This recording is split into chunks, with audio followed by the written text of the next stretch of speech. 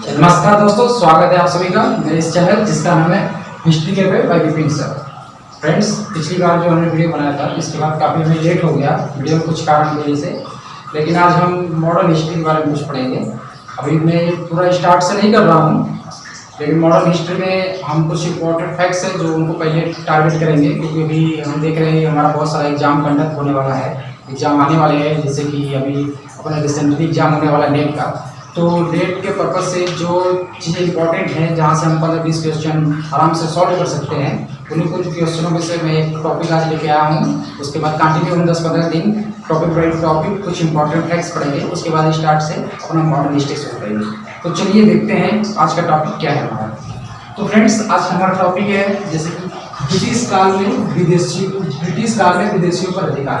जैसे कि हमारे देश में ब्रिटिश आए थे, तो उन्होंने कौन कौन से विदेशी देशों पे मतलब अधिकार किया था, तो उसके बारे में आज देखेंगे।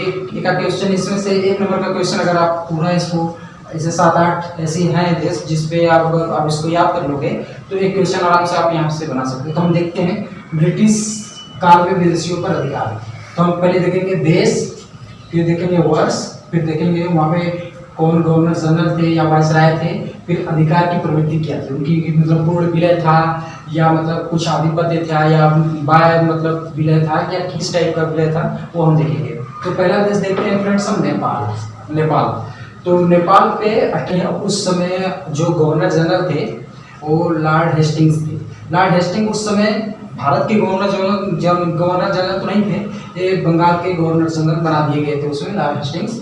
तो उन्होंने जो नेपाल पे अधिकार किया 1816 ईस्वी में, लॉर्ड हेस्टिंग्स जो बंगाल के गवर्नर जनरल थे, तो वहाँ का जो अधिकार की प्रवृत्ति थी वहाँ पे, तो कुमाऊं और गढ़वाल का जो, तो अब देखेंगे फ्रेंड्स कि जो नेपाल था, नेपाल पे अंग्रेजों ने 1816 में, जैसे आप देख रहे हैं यहाँ पे बोर्ड पे, आप एक बार देख लीजिए पूरी तरह, 1816 में कब्जा किया। वहाँ के उस समय गवर्नर जनरल थे, बंगाल के प्रॉपर्ली गवर्नर जनरल थे लॉर्ड हेस्टिंग्स। तो उन्होंने कुमाऊं और गढ़वाल राज्यों का वो जो है उन्होंने विलय किया। तो इस तरह से उन्होंने नेपाल पे कब्जा किया। उसके बाद सेकेंड नंबर पे आता है फ्रेंड्स हमारा सिंध। सिंध पे अंग्रेजों ने कब्जा किया 1843 ईस्वी में। उस समय जो गवर्नर जनरल थे उनका नाम था लॉर्ड एटनबरो। तो लॉर्ड एटनबरो ने 1843 पे कब्जा किया और सिंध का पूर्ण विलय हुआ। तो जो लॉर्ड एटनबरो थे ये उस समय बंगाल के गवर्नर जनरल नहीं बल्कि पूरे भारत के गवर्नर जनरल बना दिए गए थे, क्योंकि 1828 में भारत का गवर्नर जनरल बनाने की प्रवृत्ति चालू हो गई थी। तो ये भारत के गवर्नर जनरल थे लॉर्ड एटनबरो, और उन्होंने सिंध का पूर्ण विलय कर लिया था 1843 में। उसके बाद हम देखते हैं सिक्किम पे 1861 ईस्वी में लॉर्ड कैनिंग आए, इन्होंने उसका पूर्ण विलय किया।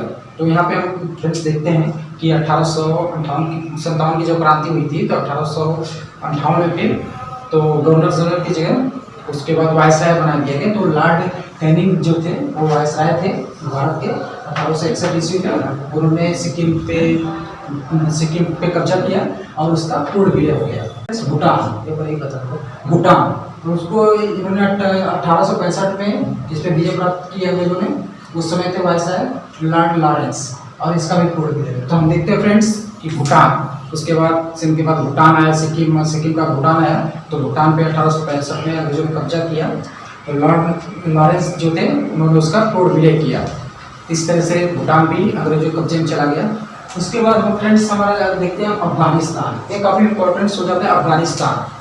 तो अफगानिस्तान को 1879 ईस्वी में लॉर्ड लिटन ने, जो वायसराय थे, उन्होंने कब्जा किया। लॉर्ड लिटन ने जो वायसराय थे उन्होंने उस पर कब्जा किया, लेकिन अफगानिस्तान पे उनका कोई पूर्ण विलय नहीं था, कोई विलय नहीं हो। वहाँ पे उन्होंने केवल बाय नियंत्रण स्थापित हो चुका अंग्रेजों का, ये हो गया। उसके बाद हम देखते हैं दोस्तों बर्मा के बारे में। बर्मा पे 1885 ईस्वी में, आप देख सकते हैं 1885 ईस्वी में अंग्रेजों का कब्जा हुआ। लॉर्ड डफरिन वायसराय थे उस समय लॉर्ड डफरिन, तो बर्मा का भी उन्होंने पूर्ण विलय किया। इस तरह बर्मा भी उनके कब्जे में आएगा। उसके बाद देखते हैं दोस्तों मणिपुर 1891 में अंग्रेज ने कब्जा किया। उस समय जो वायसराय थे उनका नाम था लॉर्ड लैंसडाउन, और मणिपुर का भी पूर्ण विलय हुआ। उसके बाद फ्रेंड्स देखते हैं हम तिब्बत को 1903 में अंग्रेजों ने कब्जा किया। उस समय वायसराय थे लॉर्ड कर्जन, और इसका भी पूर्ण विलय हो गया।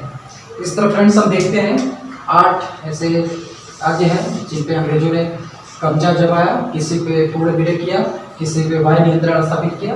इस तरह ये जो जितने राज्य थे या देश थे अंग्रेजों के कब्जे में आ गए। फ्रेंड्स, ये बहुत इंपॉर्टेंट फैक्ट्स है, अगर इसको आप से याद करते हो, खास करके इनके डेट्स को, और उसके बाद गवर्नर जनरल कौन थे, वायसराय कौन थे, अगर ये आपको याद हो जाता है या बाय पूर्ण विलय अगर ये नहीं याद होता है तो भी काम चलेगा, लेकिन वो फिर इनका क्रम याद कर लेना होगा। आपका नेपाल है, सिंध है, सिक्किम है, भूटान है, अफगानिस्तान है, बर्मा है, मणिपुर है, तिब्बत है, और इनका वर्ष 30 वर्ष में अंग्रेजों ने इन पे कब्जा किया, और उसमें गवर्नर जनरल या वायसराय कौन थे ये याद हो गया आपको। तो वहाँ से आपको कम से कम फ्रेंड्स 1 नंबर से 2 नंबर तक की संभावनाएं रहती हैं आपका कि यहाँ से बन जाएगा।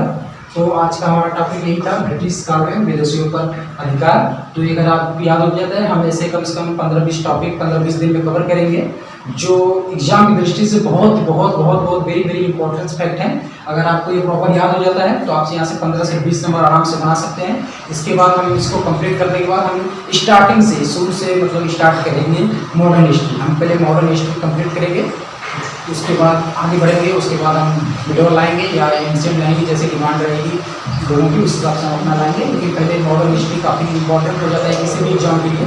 तो मॉडर्न हिस्ट्री काफ़ी दिनों बाद एक वीडियो आया है, क्योंकि कुछ कारण था, जैसे कि मैं अभी दमन में रहता हूँ, प्राइवेट जॉब वगैरह भी करता हूँ, तो टाइम नहीं मिल पा रहा था। तो अभी रिसेंटली मैंने थोड़ा काम करना कम किया है, तो वीडियो बनाना स्टार्ट किया है। ये कंटिन्यू आपको वीडियो मिलेगा और अच्छी अच्छी जानकारियों से लेस वीडियो आपको मिलेगा हमारे इस चैनल पे, और हमारा पूरा सहयोग रहेगा कि आपका जो भी एग्जाम हो, जो भी आप एग्जाम एम करना चाहते हैं, उसमें हिस्ट्री का कोई भी पार्ट्स आपका कमजोर न रहे।